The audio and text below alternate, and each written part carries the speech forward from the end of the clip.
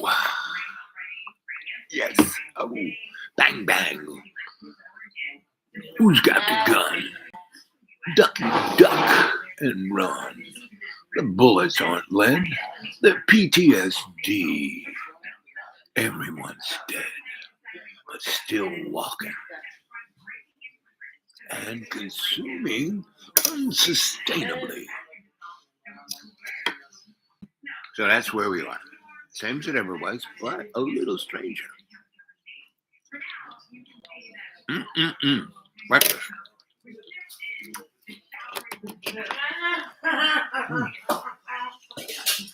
Breakfast at the pork.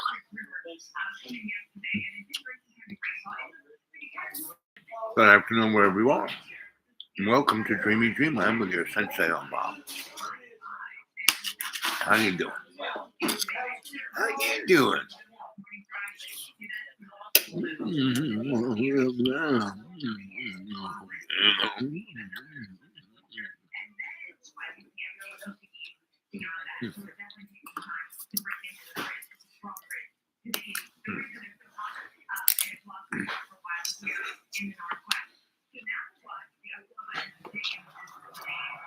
Bing, bang.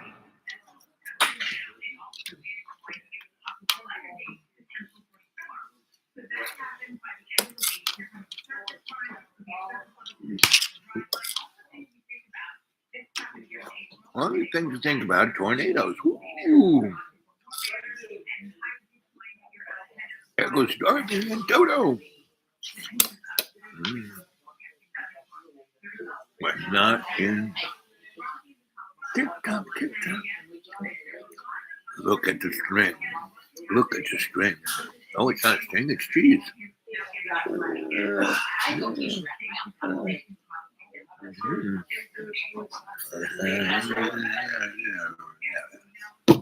Whoop.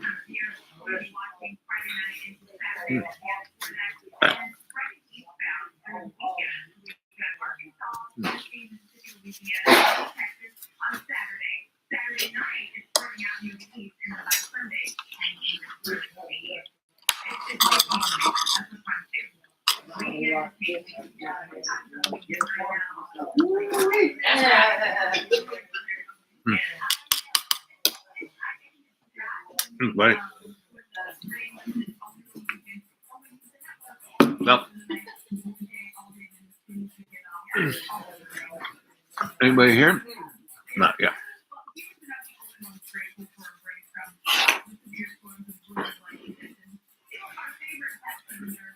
So, all these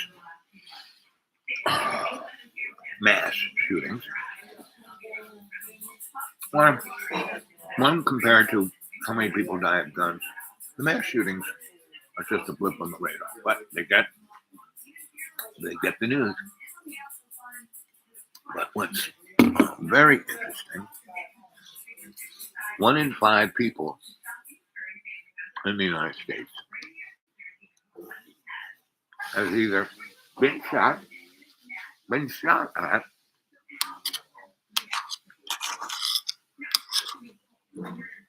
and or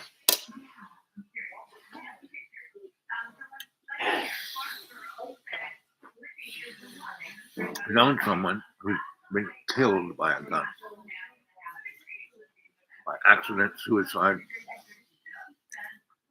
or being in the wrong place at the wrong time. So, one of the things, especially people of color, are concerned or worry about or stressed about is that they or someone they love will be killed by a gun. But the thing that's really killing people is the stress.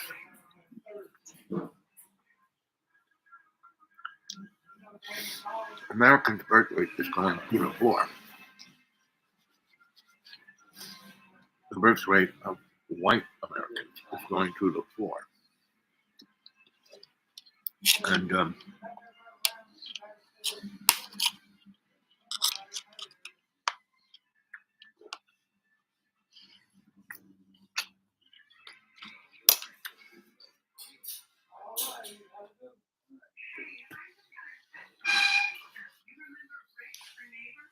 And that's because people are so full of cortisol. And that's the enzyme that's created by the hormone of stress, anxiety. And so and that stress and anxiety is when we have the richest, like number 40th. We're below Cuba and Zimbabwe. We have the largest wealth disparity. 40 million children go to bed every night hungry. Close to 100 million people are obese, and yet they're hungry.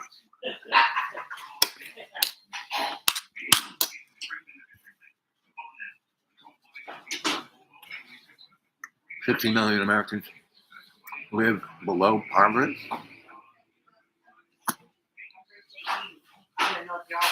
And 100 Americans own 90% of the wealth in the world. And they're all white males.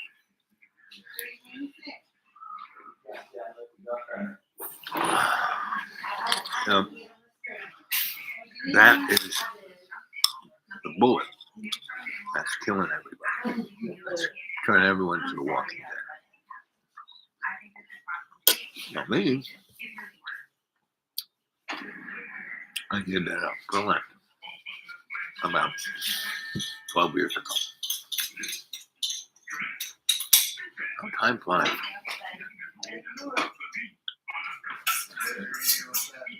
I died in 2014 and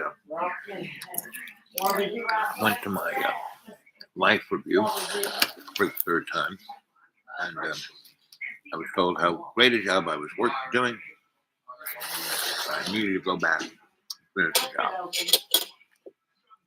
So I did. That was 2014, but I was the Walking Dead.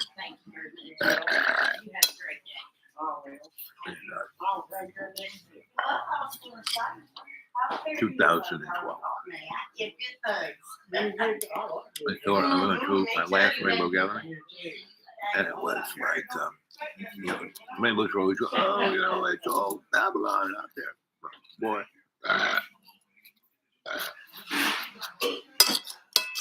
It was beyond Babylon. It was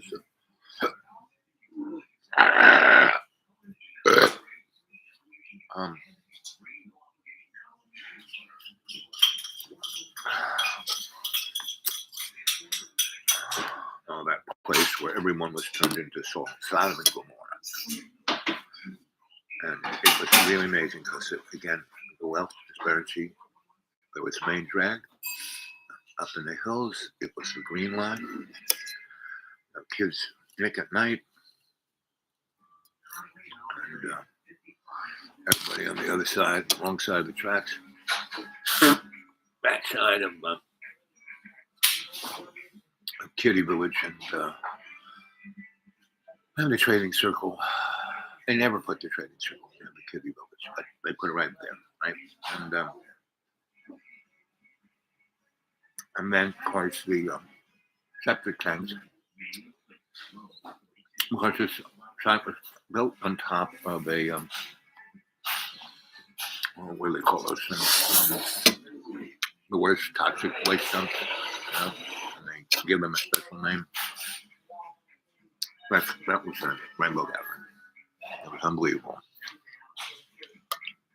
I mean, why the Scouts picked that, I have no. I mean, I do know. One of the Swami mommies told me that. You know what, in Virginia, he said, you never come to a gathering unless it was 70 miles to your house. Well, it was 110, but that was close enough. They came and got me.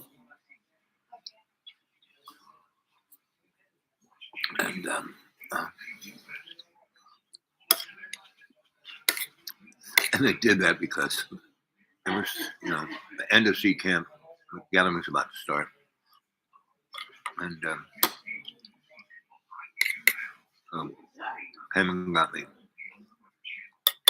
But they spent 3 days and 4 nights in the deep green, like decompressing.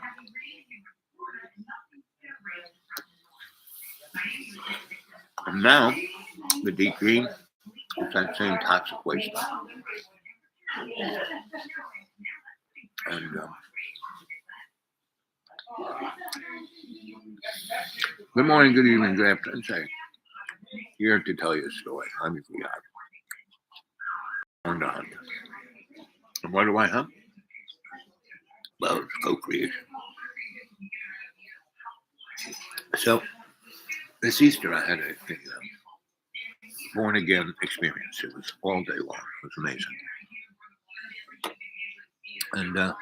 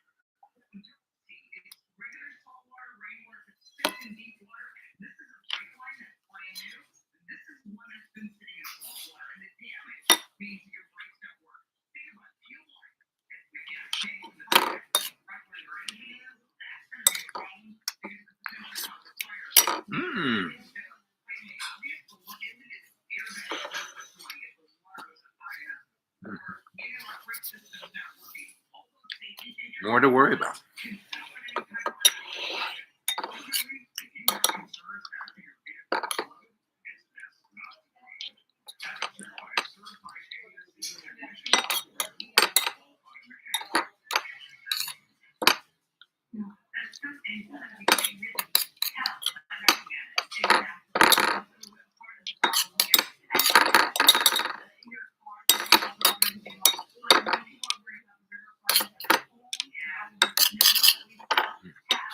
Correct. So no one shared?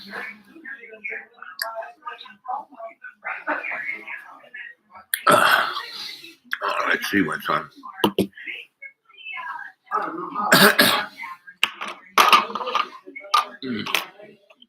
Oh, come on.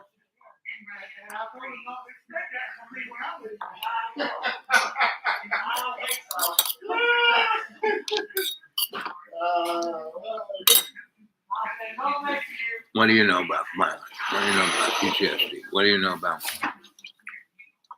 Did you ever get shot? Been shot twice. Both times I stepped in front of the bullet to make sure that none of the innocents died. And I was very conscious where I got shot in my hand.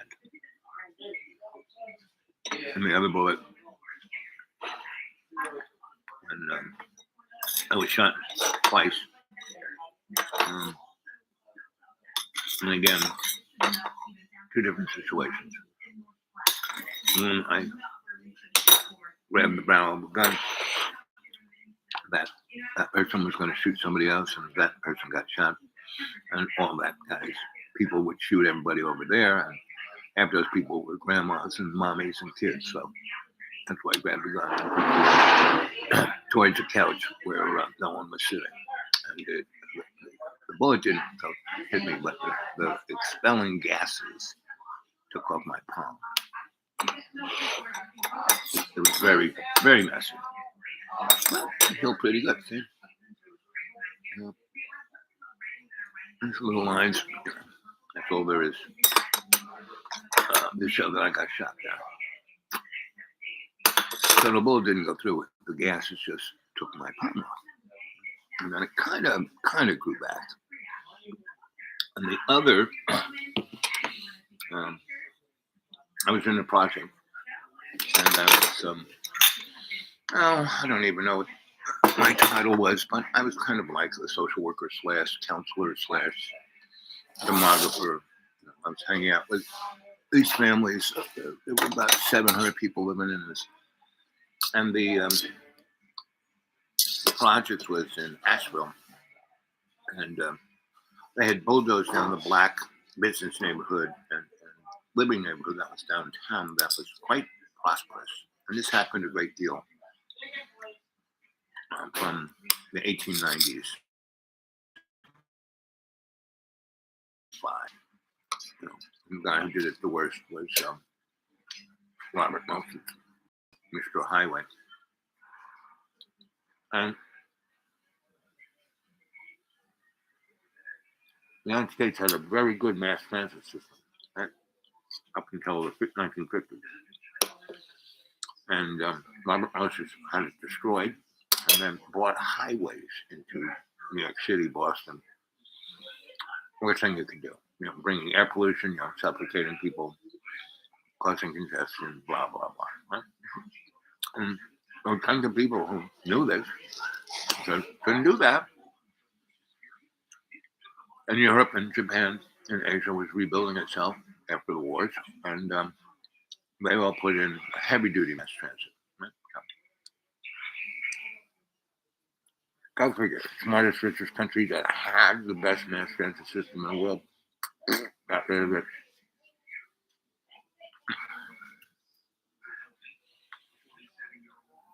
I keep saying that this is scripted. You know? Like you couldn't do as many stupid things as we did with a wealthy and organized community as we are, and we got what we got now. You know, just doesn't happen. Just by chance. And that's what the Scholastic goes. Well, it's these competing forces that kind of blah blah blah blah blah blah blah. Right.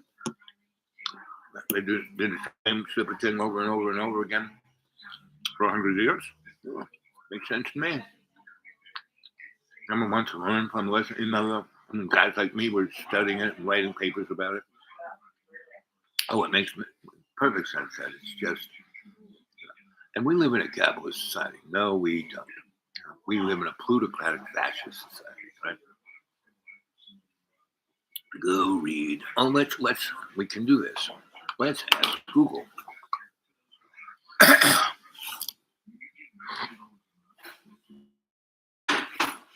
Okay.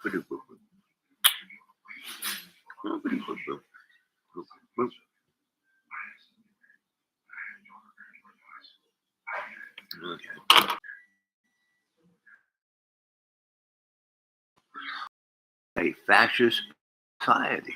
But promote government subsidies of corporations. Meaning the corporation owns the government, just doesn't influence by buying the legislators. Right? What is an oligarchy? Here's the definition of oligarchy: a small group of people having control of a country, organization, or institution.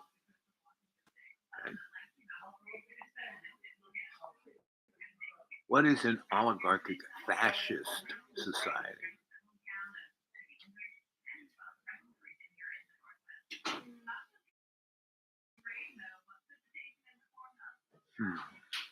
Not quite what I asked. It says, what's the difference between oligarchy? Okay, we'll try this. Is there any difference between an oligarchy and a fascist society? It goes back to see, Google doesn't really give you the information you want. It gives you the information it wants you to have. And right there is a fascist oligarchy society. Google. I remember Blaisford made this pretty hot search engine, and their raison d'etre, their mission statement was to do no harm. I don't think they're doing too good on that mission statement.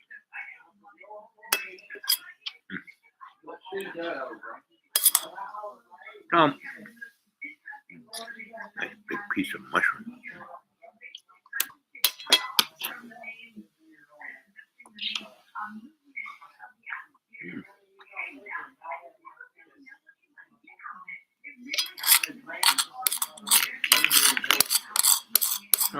Okay.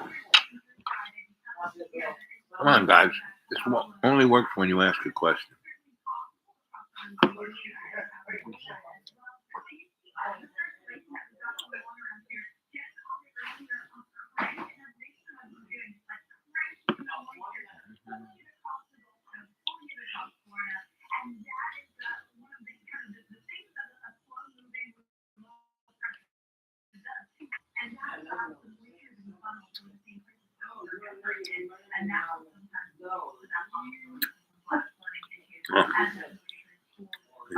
The Scholastic sent me a really hot, important thing. Ukraine war is a scam. I've been saying that from the beginning. I said that it's a scripted event.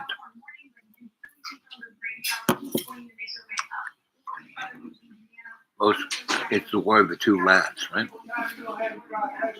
Stand-up comedian and Princess Putin. He's one of those guys who, complains too much.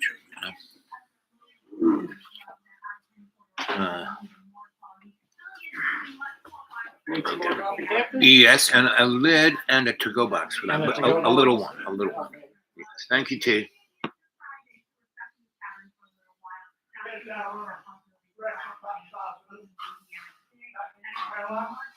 What did I say when this war first broke out here? That it was a scripted event, that it would last a long time, and it had nothing to do with Russia's existential worry of invasion, because it would, at the end of the day, totally encircle it, totally put NATO against Russia, totally bring everyone together in a way that they weren't. Russia brought everyone together so that they would strangle each other. And that's what that little thing you sent me basically said a year later. But you heard it first from me, and you said I was so full of crap, so stupid. I didn't know what I was talking about. And what did I say to you? Don't believe a word I say. Thank you, buddy. You're the best.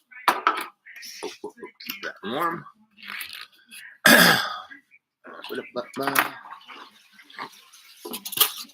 Take it with me.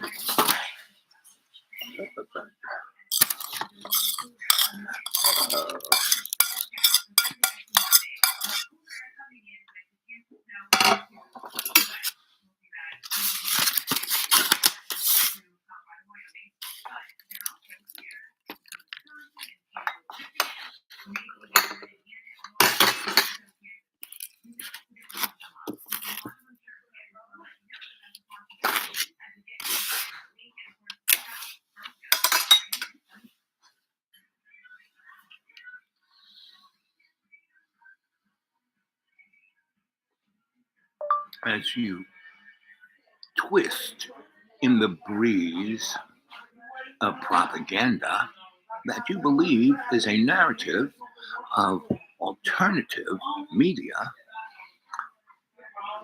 you are just a pawn of the spin.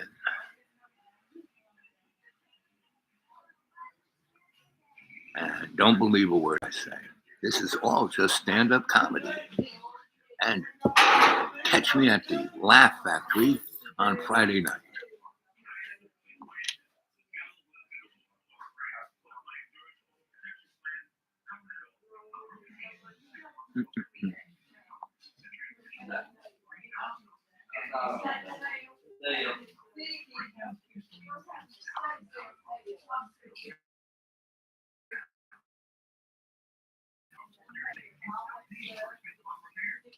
And have their little ulterior motives. That piece is gone.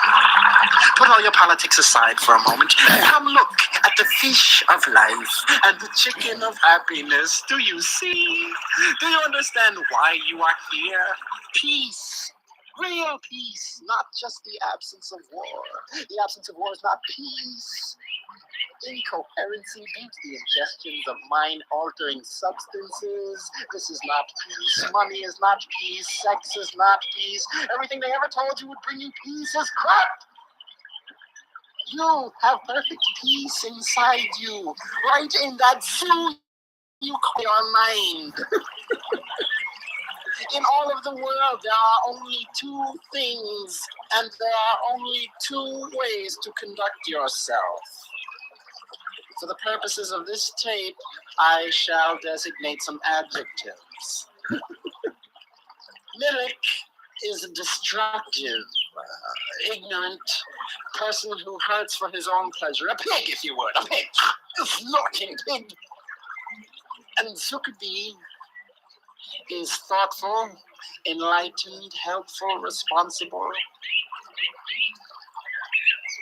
So listen now to Sonus Propositus number 1. Open your head for the peace.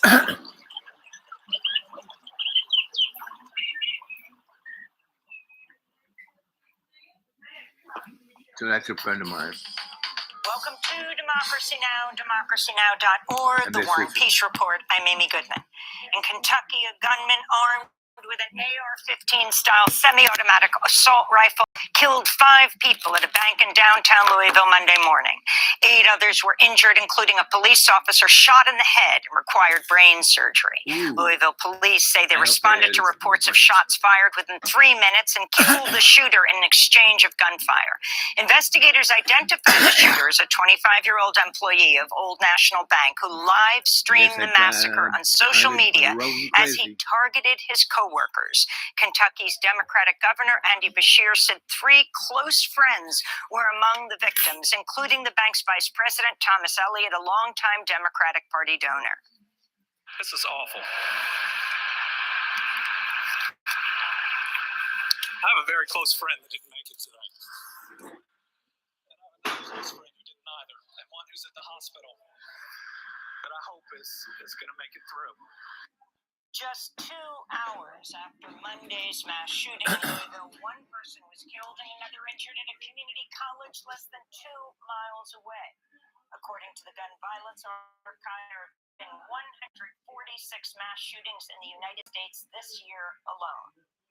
The violence brought renewed focus to efforts by Republicans to further deregulate guns, including U.S. Congressmember Thomas Massie of Kentucky, whose district includes parts of Louisville's suburbs. In 2021, he tweeted a photo of himself and 6 family members holding assault-style rifles with the caption, "Merry Christmas, P.S. Santa, please bring ammo."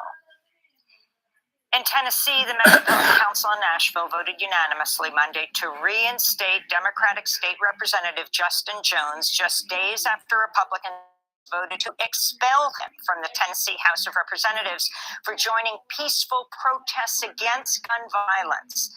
This is Nashville Metro Council member Delicia Porterfield speaking just before Monday's 36-0 vote.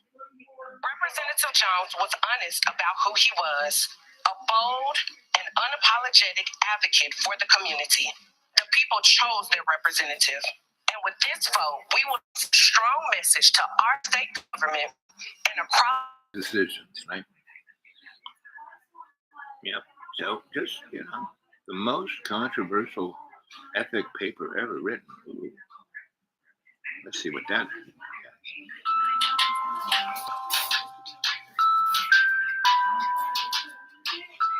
Bye, consume, buy, get guns, bye. I'm in my silo. Oh, I don't listen to anybody but myself. I'm just a pig. And matter of fact, I'm not, because the pig is smarter than me. It's a very radical conclusion, and the problem is, it's very hard to see what's wrong with the argument. The argument seems like a good one, and it has seemed that way to everyone who read this paper since 1972. Today we're talking about an absolutely revolutionary paper published by a philosopher named Peter Singer in 1972. The name of the paper is Famine, Affluence, and Morality. And the basic idea is that the moral stance that you have, your attitude towards your moral obligation. Do we have any moral obligations? I don't think so, except to consume, buy. and have a non-sustainable society. Hey, good luck with that. So Janie Poo, how you doing with reading my stuff? And I think, if you haven't started reading it by now, that's okay. Don't worry about it. I have a better job for you. You need to be my queen because you are my favorite, what do you call those guys? Fan, right? And I want you to go out into the world and tell everyone of Dreamy Dreamland with Sensei Al Bob. Let's get some, let's put our thumb on the scale of the algorithm. Now, YouTube lets me do this, but it keeps me, down on the farm. Jane, it's up to you, girl, to change the world by exposing everyone to Sensei Al Bob. Have Sensei Al Bob potluck dinners, get people to, play it. And the sports bar, how they have like 40 different TVs. Have one of them, go in that bar and say, hey, I'll come here and get a vodka and tonic every freaking day. If you have one of these TVs playing nonstop Sensei Al Bob, and that people can turn their little phone, if they subscribe on their phone to Dreamy Dreamland with Sensei Al Bob, it will come through the that TV into their phone through their Bluetooth in their ear, so they can hear it over the din of the country music and the football games. So it's up to you, Jane. Jane, you can do it. I know you can, Jane. You can change the world, Jane. Come on, you can do it. It's up to you, Jane. When you die, if you don't do this in your life, reflection, St. Peter will go, Jane, you had a great opportunity here, by hooking your chain to Dreamy Dreamland. It would have been a done deal. You would have gotten the Universal Product Code put on your Lexus to drive into the gated community of heaven. But because you didn't do it, because you had another excuse, oh well, I had to sort my sock drawer. Come on, Jane. I know you can do this. I'm giving you the opportunity to have the best life, and this will heal everyone in your family. A little bit of sugar from Dreamy Dreamland and Sensei Al Bob makes the medicine go down. And that goes for anybody else out there who wants all three of you. Go get some people on this channel, right? Let's have some comments over there. The only person who really puts any comments over there is Jamie Hilliard, and that ne'er-do-well, whatever he is from England, who basically likes to, who knows what he likes to do. I really have no idea, and I really don't care. I do care about you, Jane. Jane, I do care about you. But when your Sensei Al Bob here, he's died so many times, he kind of realizes that what's going on around us is a friggin' joke. But I came back amongst a never-ending field of beautiful flowers and butterflies and smells of honeysuckle, and while the squirrels' hair, and but I would be there until the ants got in my underwear. I mean, that would have been nice for eternity, but eternity can only last so long, and then I'd have to come back to taking care of business, right? When things get weird, the weird get professional, right? And here is me when I was a member of Solar Warden. That was me, that little fish in the fishbowl, right? This was my avatar, my bag of water. This is my soul right here, that little fish, right? And I served I got to be a 12-star general and a 16-star admiral. And then, they retired me to the deep green. And that's why I live like a millionaire on $400 a month. So, anyway, sending TP Pinterest. Okay, that's good. Let's see what that is.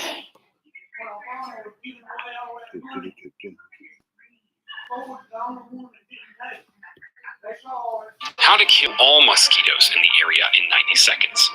This simple but brilliant trick you can do tonight to eliminate all mosquitoes around you is taking America by storm. An ingenious college student to modern education and medicine and science to civilization itself. It is the most influential book in all of history, and hopefully people can walk away with at least a sense of that. Literacy, logos and literacy. So let's discuss a little bit.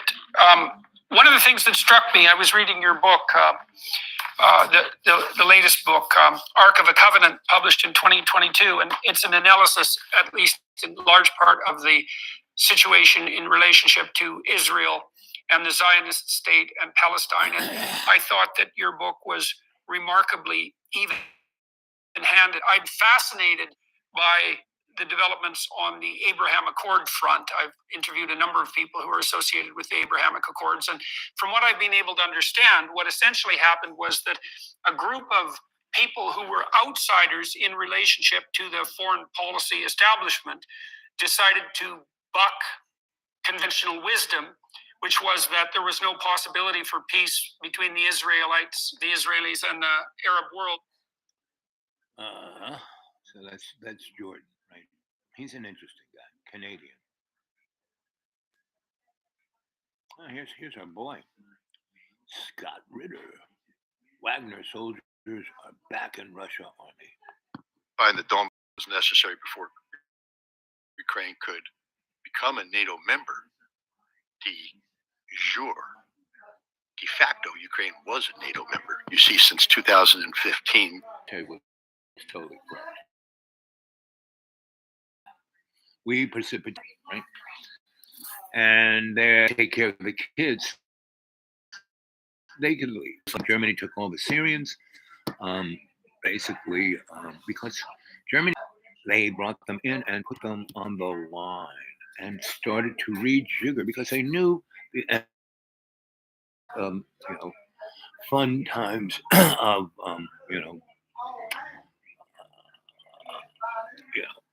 global trade was going to end. Meaning, 40 years at best. When they started it off with Nixon, right? And what it was meant to do was to break everyone's supply chain and have everyone totally hanging on, on-demand supplies. And then when you break it, the whole, all falls out. Ring around the rosy, pocket full of posies, ashes, ashes, we all fall down. Well, that's a little children's rhyme about the Black Plague and the 900 years of the Dark Ages, and that's where we're heading. But we will be highly industrialized, and we'll be in space. Things will be so like basic. What was that? Film. Razor Blade. One with Harrison Ford, and he's looking for the clones that look just like us.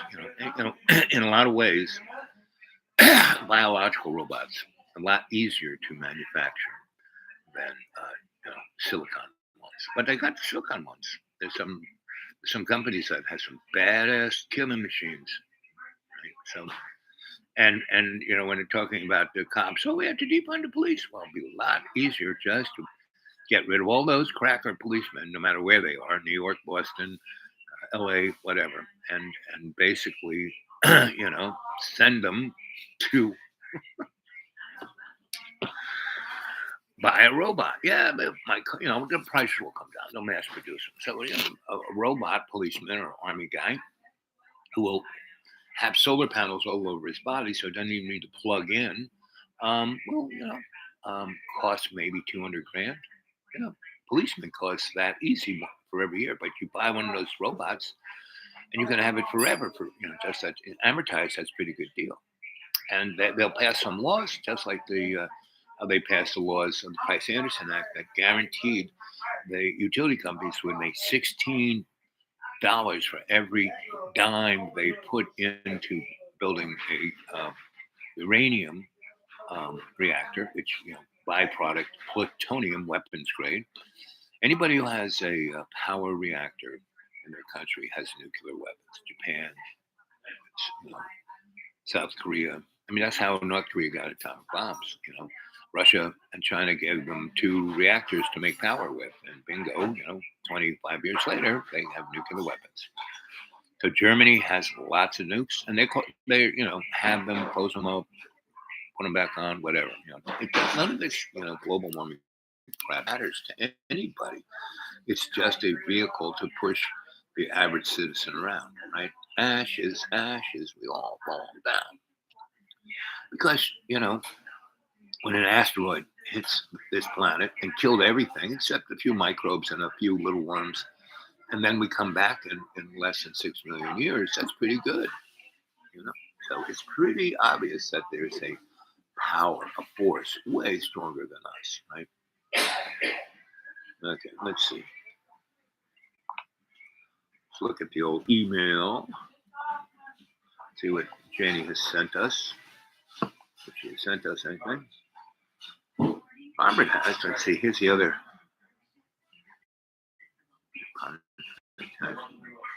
Oh, there's his hand. Let's see. Here we go.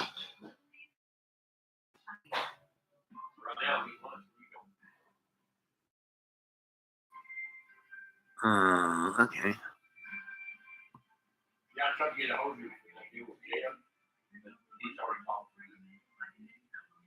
Yeah. Okay. So if you send me your palm, I'll give you a reading, right?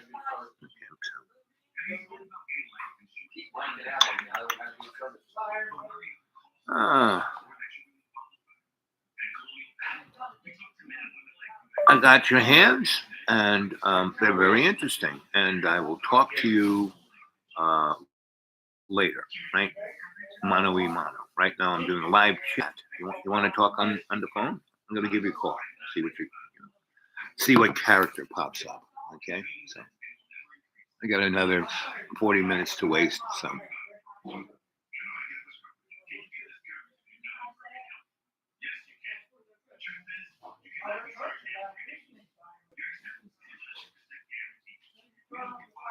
Oop, oop, oop, oop.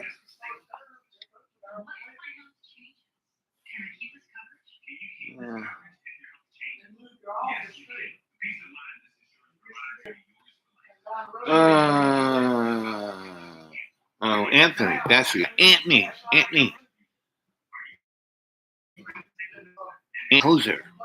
Hosenzinger.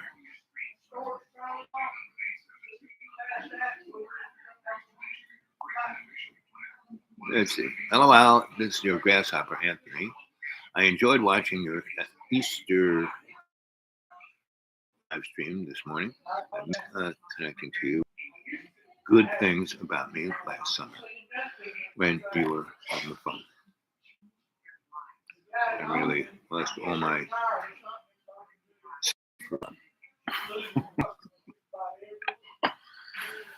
nobody likes to hear the truth. And don't believe a word I say. If it rings true and you hate my guts, well, then you should go, maybe I should think about that some.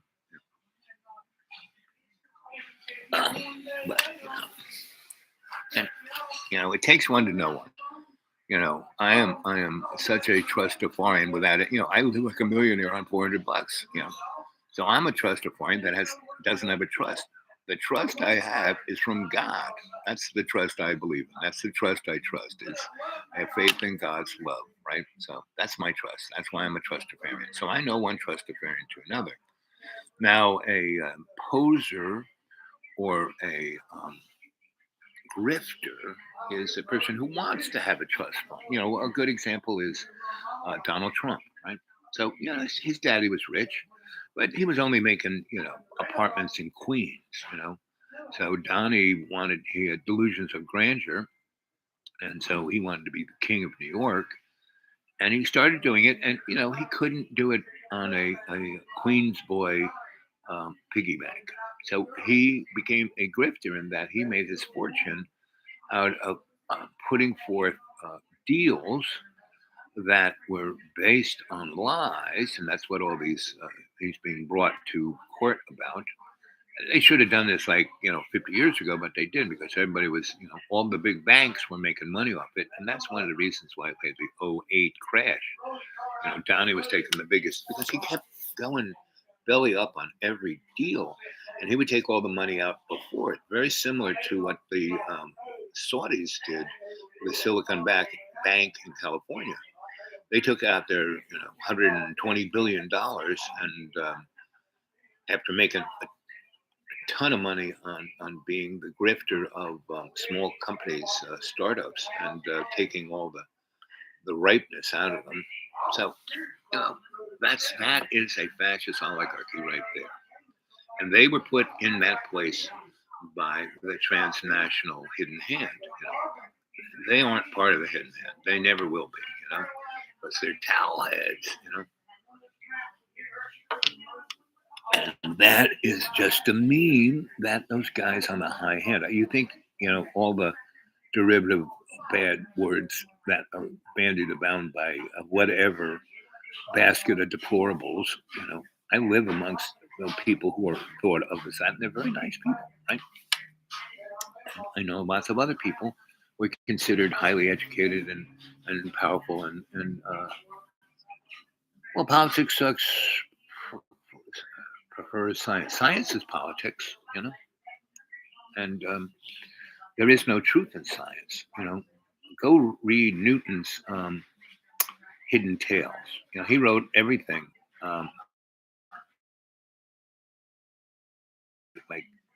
It made the Enigma machine look a lot easier. But some people like Turing and other guys who broke the Enigma machine, basically, published that. It was like the early WikiLeaks back in 1920s. Go read Turing's book called the Golem. Go read Dr. Quigley's Hope and Tragedy.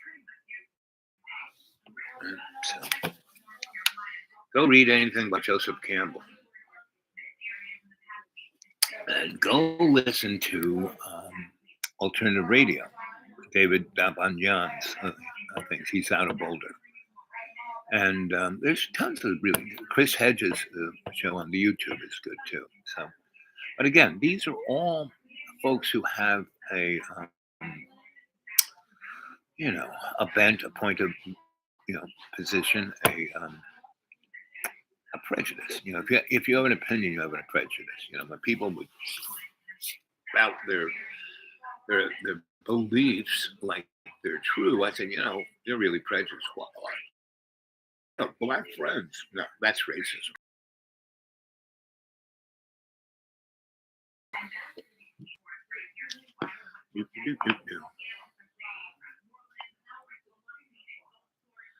Anthony.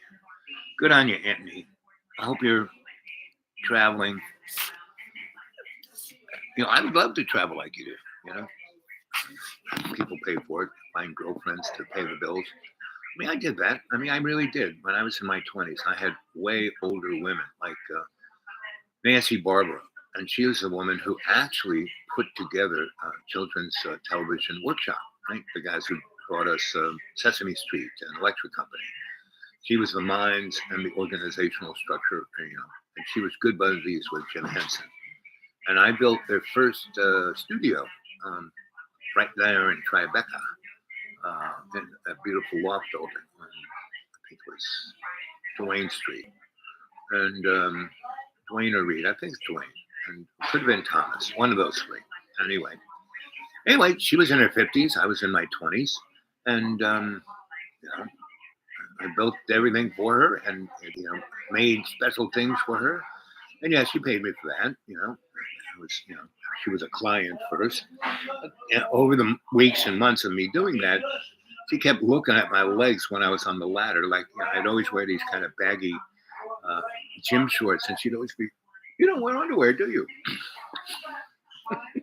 So, so she was, and how she could afford doing that was she inherited millions of dollars, right?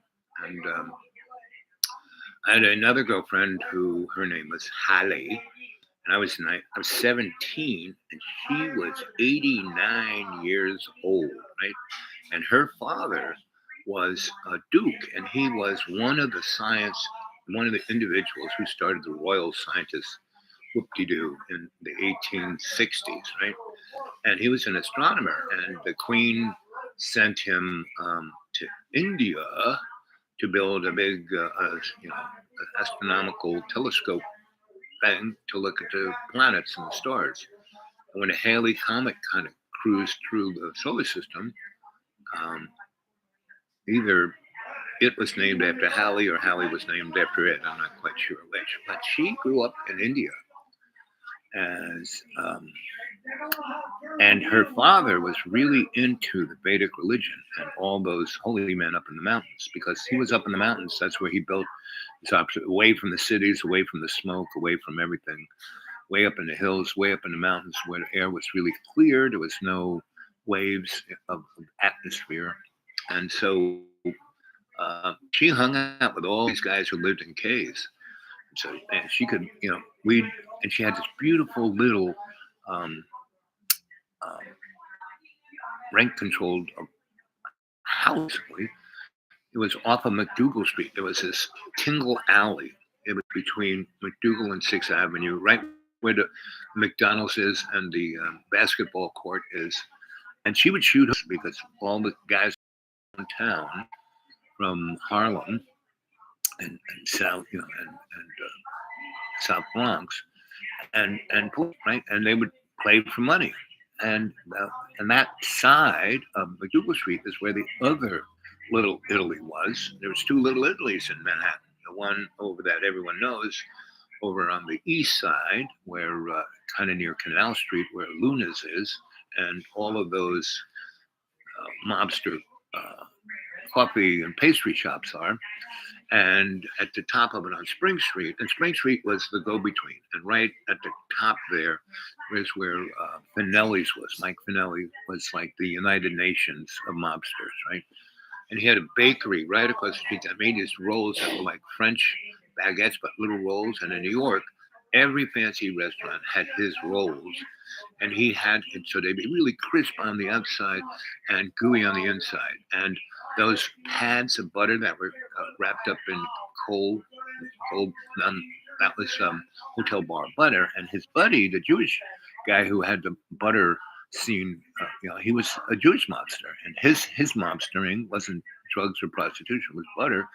And Finelli's thing was those rolls, napkins, tablecloths, silverware, plates and cups, everything that restaurants need. And if you had a bar, he didn't control the booze, he didn't control the beer, he controlled the taps. You did not get a tap if it didn't come from Mike Finelli. So he was my godfather. That's why I built so many restaurants for him. And so I'm, 6 blocks over that way towards 6th Avenue, right where McDougal hits 6th Avenue at Father Fagan Square. You go up 5 blocks, you go past Houston Street, go 2 more blocks, and there's Tingle Alley, right? And you go in the middle of it, there's this little door in a gigantic brick wall, right? You open it up, and it's like going into that place that's in Harry Potter, right? In London, it's like, that part of London, there's a little alley that's like back, 200 years. Well, that's Tingle Alley. And they had all these little Dutch houses, right? And a beautiful garden that people grew, and they were all rent controlled. And Hallie had one of those. And it was 2-story, had 3 bedrooms, a big, beautiful, open floor that, big, someone put a big sliding glass door in the back. to go into her garden in the back. So that garden was basically part of the living room. And so sliding door, which, this is a like 17th century, 18th century building. And, they have a 1970s sliding glass door. The historians wouldn't like that. But it was great because it was three things. You went bing, bing, bing. And it left this like big, you could drive a truck through it, right? So it was beautiful. We left the windows open upstairs. I put a fan in the attic, so it sucked the air from the garden up through the house and to the top of the roof. I put an acorn fan up there, and it was beautiful. So there was this big, beautiful kitchen that went all around. The big sliding glass door, kitchen this way, big island that I put in for her that had big sink and a dishwasher, and over on the side I put in dryer, and she didn't have any of this stuff, but I put it in for her. Dryer and a real good washer in the mud room, and I put a powder room on that floor, right? And then I ripped apart the bathroom upstairs and made a super duper. I was building this big super duper loft for these rich people, so half of the stuff for their bathroom went into Hallie's bathroom. But when all these Indian guys in the late 60s would come and have big things like Mayor Baba, guys like Mayor Baba, but not quite as groovy as, not Mayor Baba, but guys like him. But they still had some juice, right? They still would wear the cloth underpants and the turban and nothing else, be barefoot. And so their whole crew would be at the Waldorf, and they would stay with Hallie. So I met about 6 super duper high monkey muck special guys that basically it was just me, them, and Hallie, right? And they'd stay there a week or two, and we'd all be like hovering above the pillow. This gang, you can have that life. I'm 17, right? Our friend Anthony, he's always dissing everyone. I do too. I diss everybody, but I diss myself, because I come from love's co-creation, not envy, right? Not anxiety, not fear, because he's probably a good-looking guy. I never cared. I was a good-looking guy. I had no idea I was. All these women kept hitting on me, and I had no idea. Okay, sure, let's go. Because I was not thinking about it, right?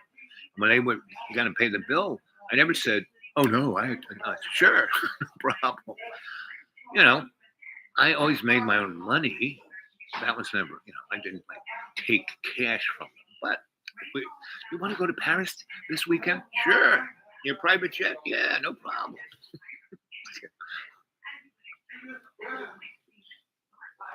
So, and Hallie was even better because we could travel the universe without leaving her living room. So that kitchen on the other side of that island was this kitchen, living room. And there was this gigantic big fireplace that the chimney went up, and there was another fireplace in her bedroom. She had her own bedroom with that big fancy bathroom I built it.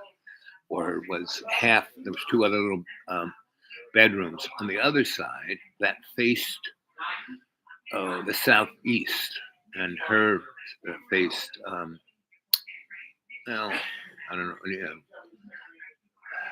west-ish, southwest, let's say, right? But she was the most southerly of those little houses in that little park. And so it was a gigantic fireplace. You could drive a Volkswagen Rabbit into it, like a garage, because that was back in the Dutch days. That's where they cooked. Because they had these big wrought iron arms with gigantic wrought iron cauldrons that you could make it. And so, Hallie made a lot of things in those cauldrons. Toil, boil, and bubble. She was one of those girls, but of every flavor and size and shape. She was like a sister of the old crone, but Indian, Indian style. Like the Korean guy, hunting style. That was her. She, and she was, I remember one time I took her to Studio 54 when it opened, and so they built it, and it just was nothing kind. I mean, it worked, but nothing worked together. So that's what I was brought in to, like, get things to be happening, right? So anyway, we went, and it was the second time around, right? And they made this amazing lobby. Anyway, so I lit all that stuff theatrically, right? But the other guys did it like it was Howard Johnson's or something, right? So anyway, went to this opening, and she wore an amazing Indian silk sari, right? Just all wrapped up. It's really interesting because it's not a dress. They just kind of wrap like a Christmas present. And so you want to be a little provocative, you can wrap yourself. She had a nice set, and she had some real curves for somebody 97 years old, and or 89 or however old she. But she was born in the 19th century, right? So, but she came in with the sunglasses like this, and she looked like who's that band? ZZ Top. We looked like we were. I didn't have a white beard, but I had a beard, and we both wearing sunglasses because they had the big floodlights out. They had a red carpet, and all the famous people were coming in, and they were having to be like, "Are you on the list?" And she and I just kind of walked in, right? Like Robert De Niro said, "But he just got in." Like, you'll just have to wait, sir. I have to see if you're on the list. Now, Anthony is just a little bit jealous, really. So, and he was one of the first. What do you call those guys? Trolls, crows, or croissants, right? Whatever. So So Fed Jane to be the president of the Dreamy Dreamland Sensei Al Bob fan club. It's her job to change the world by getting more people to watch. I like how she has that. Great.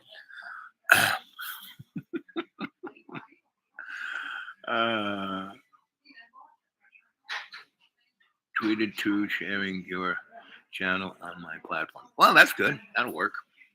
That's a start, Jane. 2 thumbs up. Let's see. Let's call some friends. How much time do I have left here? Oh, I have about 25 minutes left here. Let's see.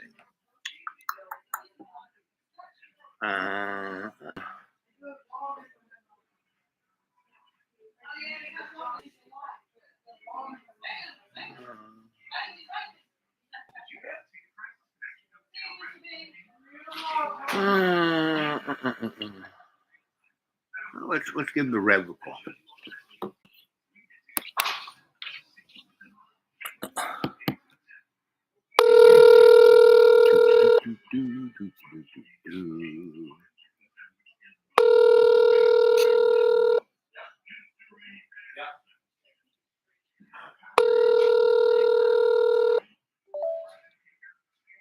Can't. Your call has been forwarded to an automatic voice message system. 54035. Blah blah blah blah blah. We don't.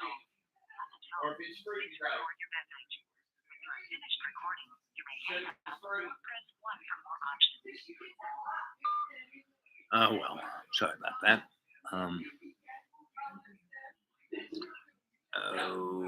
Maybe I shouldn't do that. I have other things to do on the old thing. Fish, Jane, send me your phone number again.